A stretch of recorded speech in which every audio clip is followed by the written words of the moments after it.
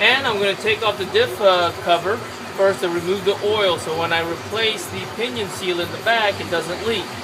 So as you can see here, I have the Rancho, and I'm going to go ahead here and take off the first one, and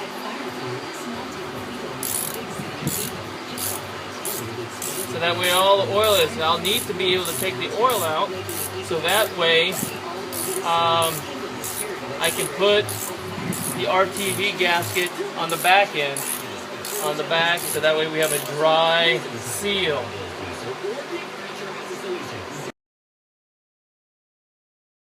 Last screw, I've let some of the oil drip, there we go, into my oil pan. Take off that diff cover. You can see. What you didn't see was the work required to knock that diff cover off, which I had to use a screw on the side here, and I hammered it to knock it loose. As you can see inside, I want to knock out all the oil. There's some oil in here still. Take that oil out.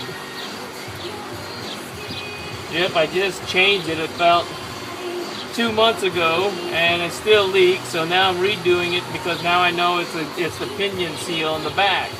So I'm going to take that off. I'm going to have to go here and then shave all of this off with a razor. As you can see,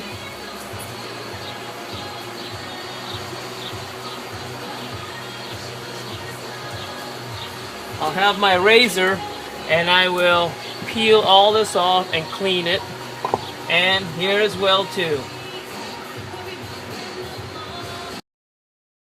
We're scraping off all the old VTR seal. Gotta use a razor blade, peel this off of there. Look at that. Alright, peel that all off, clean it real good. I'm still scrubbing it. I'll be back after I've got it clean. You also want to do it on the back of the diff cover. You can see all of this coming right off. This is probably going to take a little while.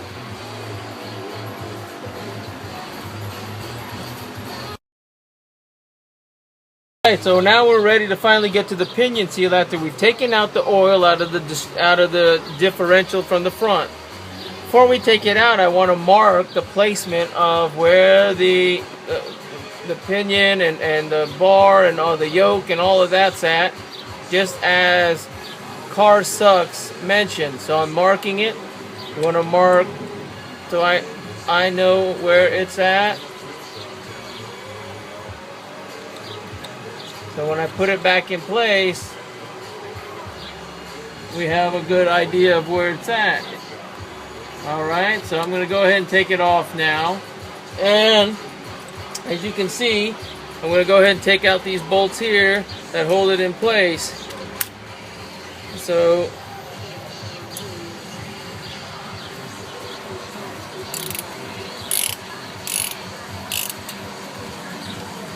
this one here on this side. Okay, loosening them up.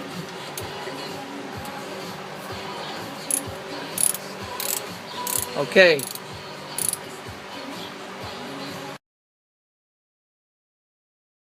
Car Sucks Com said, I marked the yoke and the bolt and where it's going. I put the C-clamp on so that way it wouldn't come apart. Hung it over here on the side so I could work on it. Next thing I'm going to do is take this out. Unfortunately, I don't have a gear puller, so I'm going to go to O'Reilly's, and they let me rent one out for free. And I don't have a 1 1/8 inch bolt tool to take this out, so I'm going to have to go buy one of those right now. So be back, show you what happens next.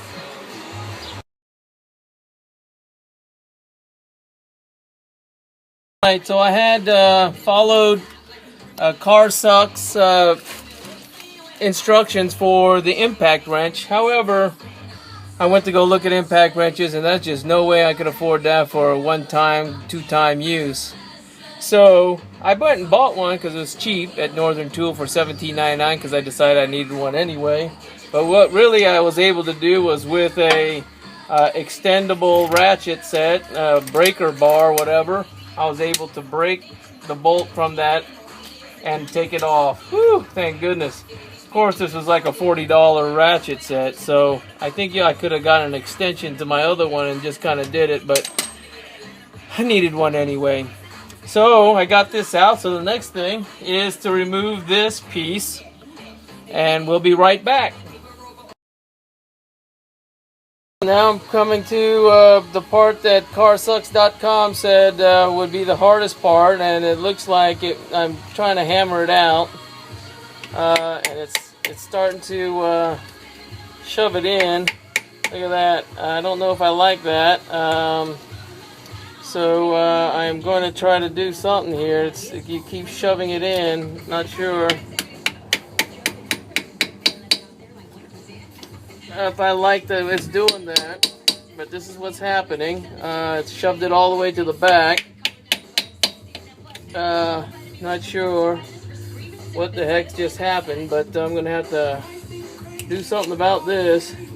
Don't want to mess up those gears, so we'll see. I'll get back to you. All right. Oh man, finally broke it free. As you can see, all inside there. Holy shit, I hammered all in here. I could have damaged it. It's a good possibility I damaged it, alright. So, don't know. I hammered it all the way over here to this thing. You can see a little dent, so you have to be extra careful. Holy smokes. Hopefully that doesn't cause too much of a problem. But here it is. How I eventually was able to knock it out was by going in here like this and yanking it out. It finally came out. Alright, next thing is putting in the seal. Now that I have the pinion seal out, I'm going to go ahead and put the diff cover back on. And then go back to the pinion seal in a minute. As you can see, I have my Rancho set here that I'm going to put on. So the next thing I'm going to do here is make sure I get my RTV. I chose red because I wanted it to match what I have out already, as you can see. So we'll do this and then pop the seal. There we go. Let me pop here the 1/8 inch. Screw this thing on and start putting the seal on. You can see I just put an 1/8 inch bead all the way around. Real important. Alright, so we'll see in a little bit.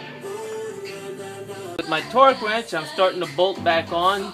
You can see the RTV coming out of the edges as I squeeze it. I got it on 30 pounds torque, and you can hear it. Click, click, that's 30 pounds. And then when you do this, you want to go from one side to the other side and not in a circle. So that way you're tightening it on both sides evenly. So if I tighten here, then I'll go here next. If I tighten here, I go here next. Okay, so I'm going to go ahead and finish this and we'll start on the pinion seal in a minute. Finished with the diff cover, and so now we're going back to the pinion seal. We're going to go ahead and put the pinion seal, and like carsucks.com said to do, was put the RTV silicone gasket maker. I'm going to put it all in here. Let me go ahead and do it the way he did it with his finger.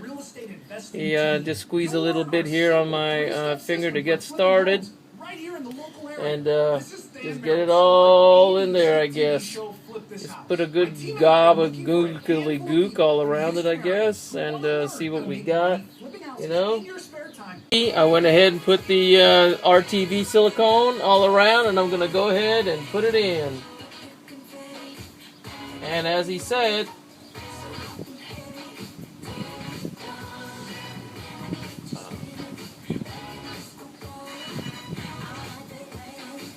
I'm going to have to hammer it in.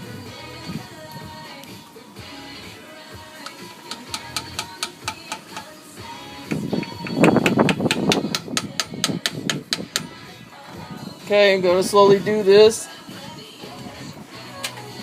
until it goes in, like he said.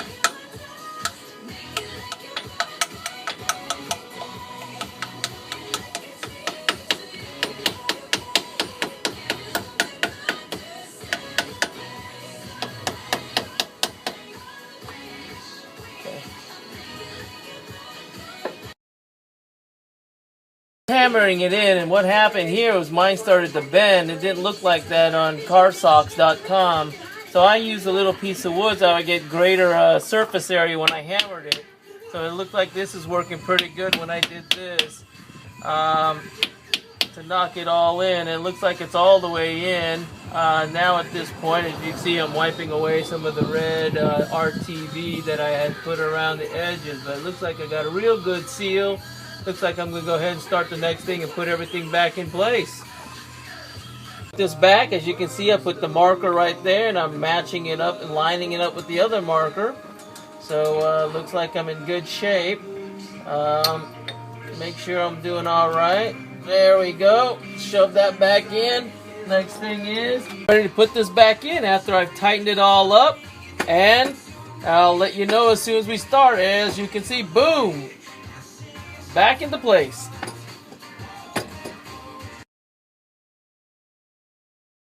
Now I'm putting the oil back in, and that's it. I'll let you know how it rides. It's out. That's when it's ready. That's it. Car to test the seal out.